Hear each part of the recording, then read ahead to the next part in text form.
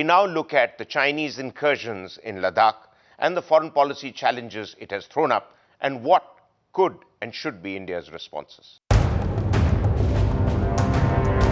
While Pakistan is defying India at every stage, our northeastern neighbour is inching closer to India at a very steady pace, with Chinese troops squatting on 750 square kilometres of our land in northern Ladakh, an area roughly half the size of New Delhi. China seems to be creeping into our territory, keeping the escalation level under control. China doesn't want to recognize that J&K is part of India, and that is why, while we say that the boundary is 4,000 kilometers, they talk about the boundary between India and China to be only 2,000 kilometers. A couple of weeks ago, China sent 2 Chinese patrols on foot. 2 more arrived in military vehicles, while a Chinese helicopter flew overhead. And before we knew it, around 30 Chinese soldiers had pitched 3 tents on our side of the LAC overnight. But 2 weeks after that, and 3 flag meets down, the number of Chinese tents pitched on Indian soil has increased to 5.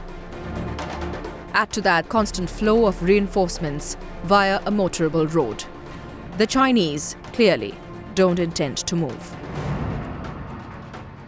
People like myself have been saying that they're here to stay. Even the military leadership are talking about this as a local incident, as a tactical incident. This is a tactical incident with strategic implications. India on the verge of losing control over a strategically crucial area of 750 square kilometers in Ladakh. But for our External Affairs Minister, the Chinese incursion is just an acne. China in recent times has become proactive, aggressive, assertive, and India's soft diplomacy is only encouraging them further. Numerous rounds of border talks, but no exchange of maps in the real areas of trouble. China builds dams on the Brahmaputra, and all India does is raise concerns.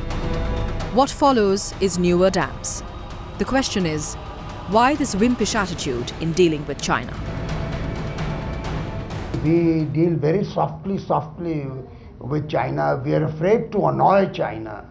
We have $80 billion worth of trade, and that $80 billion worth of trade must go up to $100 billion of trade, regardless of what it does to your national interest or to your strategic vital ground in Ladakh.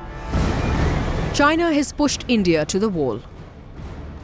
The message to India is that it won't tolerate India upgrading its military capability and increased Indian presence at the border. China's foreign policy goes back to looking strong as a nation domestically as well, something India lacks far behind in. China cannot afford to be perceived that its claimed territories, well, of course, as I was saying, the line of control is not defined. So in the eyes of the Chinese people, then China cannot afford to give ground to any perceived infringement on China's perceived territory. Because look at China. China was invaded by Japan, by all the powers over the past 100 years. So this is the one part of China's psyche. India has been bruised and battered on all fronts internationally because of lack of a clear direction in its foreign policy. Openly drubbed by Pakistan and now snubbed by China too, the question is, can India afford to be complacent anymore? Clearly, China has thrown up another set of diplomatic challenges for India, and we have with us Mr. Jaswant Singh, former Foreign Minister of India, to address these issues. Sir, it is said that China's attention is divided on many fronts, and Chinese and Indian troops are equally matched on the Sino-Indian border. So do we overrate the Chinese threat? It's not so much a question of numerical equality of troops on the border is the leadership, the governance, and the approach that you have about this question. China's new president, within days of being installed in office, has clearly said that we shall not be compromising on our territorial integrity. Now, whether it be South China Sea or with Japan, and we should take it that that is the approach as far as Sino-Indian border is concerned. Secondly, we should also not be deluded in our considerations as if because of the trade figures between China and India, therefore the pain or the difficulties on the border are in any fashion going to be ameliorated. They are not. Let us be realistic about it. Where, in your view, has New Delhi faltered in dealing with the current Chinese incursions, both militarily and diplomatically? Now, first, I'm not an advocate. I'm not a fire eater. I'm not advocating a military riposte to the Daulat Beg Ohli situation. But diplomatically, certainly, a much firmer message could have gone to Beijing at the very beginning. There were simultaneous some steps, military in nature, which could have got taken, but there is a confused setup around Daulat Beg Ohli. Is it the army that is in position there?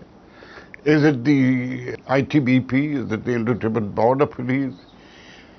Is Border Police under the Home Ministry? So with this divided command and control situation, you cannot have a single voice response. My good friend, the Defense Minister, Antony, says one thing. The Minister of External Affairs says placatory things. Prime Minister says altogether a different thing.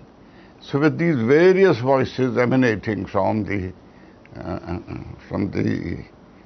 high ministers of the government of India, what else is China to do but treat it all with disdain? With Sarabjit Singh's death, there is considerable public outcry that India must revisit its relationship with Pakistan. In your view, what should now be India's short-term and long-term objectives in dealing with Pakistan? We have to recognize that relations between India and Pakistan are given to frequent fracture. And the nature of the two countries and the nature of the origins of Pakistan being what they are, every incident can get blown out of proportions. At the present moment, I do not know who is governing Pakistan. Whose voice is it in Pakistan that carries the weight? Is it the Taliban who are dictating? Is it the ISI? Is it the army? Is it the interim government that is in charge? Please recognize that in Pakistan it's a state of great uncertainty too. Their elections are to come. What do you revisit when the existing policy of the government of India is itself so wishy-washy that you do not know where the government will stand on any particular issue? Given that India and Pakistan's relations are prone to frequent fractures, that is the issue that must be addressed. Well, thank you very much, sir. It's quite clear that for an India keen to play a global role, the biggest challenge is to address the issues in its neighborhood. We'll be back next week with another episode of Latitude, and we hope you'll join us then. Goodbye, and thank you.